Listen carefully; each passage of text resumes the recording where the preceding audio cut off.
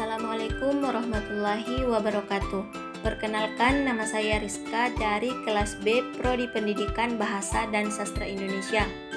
Baik, pada video kali ini saya akan menjelaskan materi mengenai problema fonologis dalam bahasa Indonesia yang meliputi problema akibat unsur serapan, problema akibat pengaruh kedaerahan, dan problema akibat hiperkorek.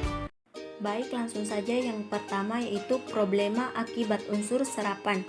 Unsur serapan adalah kata-kata yang berasal dari bahasa asing dan telah diadopsi ke dalam bahasa Indonesia.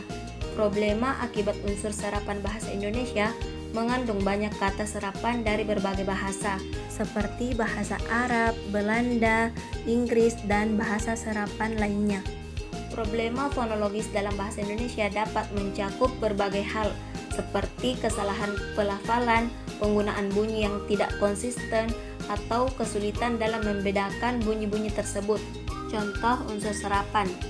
Yang pertama yaitu pada kata komputer, dari bahasa Inggris computer.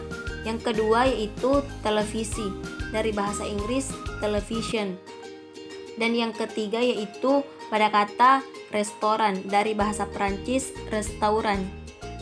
Selanjutnya yaitu problema akibat pengaruh kedaerahan. Bahasa kedaerahan memiliki pengaruh yang signifikan terhadap fonologi bahasa Indonesia. Problematika fonologis dalam bahasa Indonesia seringkali terjadi akibat pengaruh kedaerahan. Ini terjadi ketika ciri-ciri logat atau intonasi dari bahasa daerah seperti Jawa, Batak, Bugis, Sunda, Bima, dan lainnya terbawa ke dalam tuturan bahasa Indonesia. Meskipun bahasa Indonesia digunakan secara luas, masih banyak orang yang memposisikan bahasa Indonesia sebagai bahasa kedua dan bahasa daerah sebagai bahasa pertama mereka. Selanjutnya, dampak dari pengaruh bahasa daerah terhadap fonologis bahasa Indonesia. Yang pertama, penutur bahasa daerah seringkali mengalami kesalahan dalam pengucapan bunyi bahasa Indonesia. Contohnya penggunaan fonem E yang dilambangkan dengan bunyi vokal E pusat tengah tak bundar, misalnya bahasa Bima, mungkin tidak mengenal penggunaan bunyi E dalam bahasa Indonesia, sehingga terjadi perbedaan dalam pengucapan dan memengaruhi makna kata. Contohnya pada kata kalapa dalam bahasa Bima seharusnya diucapkan kelapa dalam bahasa Indonesia. Selanjutnya yang kedua yaitu keterbiasaan penggunaan bahasa daerah.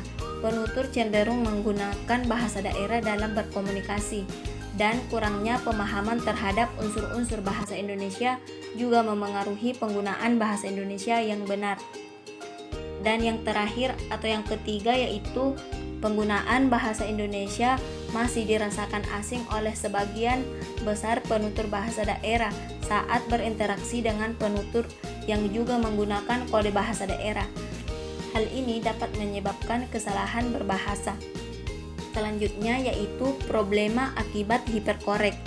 Hiperkorek adalah membetulkan suatu kata yang sudah betul, tetapi dianggap salah dengan cara pembetulan yang salah sehingga merusak makna. Selanjutnya ada kata-kata yang sudah betul dengan yang hiperkorek atau kata yang dilebih-lebihkan sehingga menjadi salah. Contoh yang pertama yaitu pada kata sah, hiperkoreknya yaitu syah. Kemudian pada kata surga, hiperkoreknya yaitu syurga. Kemudian pada kata insaf, hiperkoreknya yaitu insyaf. Dan terakhir yaitu pada kata sentosa, hiperkoreknya sentausa. Jadi yang benar di sini yaitu pada kata sah, surga, insaf, dan sentosa. Baik, itulah penjelasan dari saya mengenai materi problema fonologis dalam bahasa Indonesia. Saya atas nama Rizka pamit undur diri. Assalamualaikum warahmatullahi wabarakatuh.